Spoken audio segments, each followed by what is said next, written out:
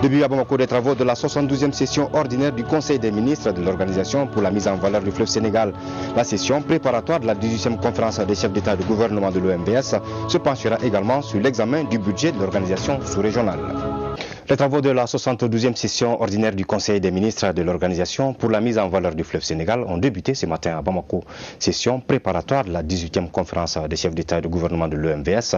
La rencontre se penchera également sur l'examen du budget de l'organisation sous-régionale. Le point avec Soumaïla Berté. La 72e session du Conseil des ministres de l'OMVS passe en revue l'état de mise en œuvre des conclusions de la dernière session. Les progrès réalisés depuis la session de 2017 sont salués à l'unanimité. Le barrage de Bouina, dont le plan de gestion environnementale et sociale a été exécuté.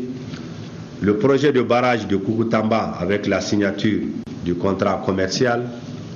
Les initiatives en cours pour la mise en œuvre diligente du barrage de Gourbassi sont également à saluer car cet ouvrage régulateur aura des impacts positifs sur la navigation et l'agriculture.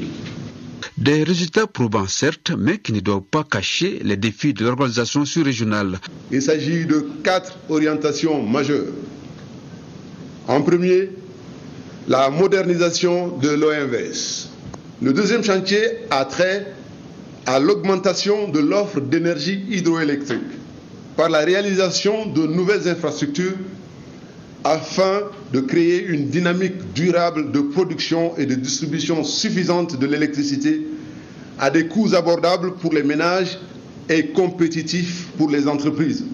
Il est essentiel de nous saisir dès à présent des nombreuses questions de gouvernance qui assaillent notre organisation et ses démembrements, à l'image de certaines sociétés du système OMVS qui peinent à lancer réellement leur activité, malgré les ressources humaines, financières et les moyens logistiques mis à leur disposition, ou bien qui ne remplissent pas leurs obligations contractuelles.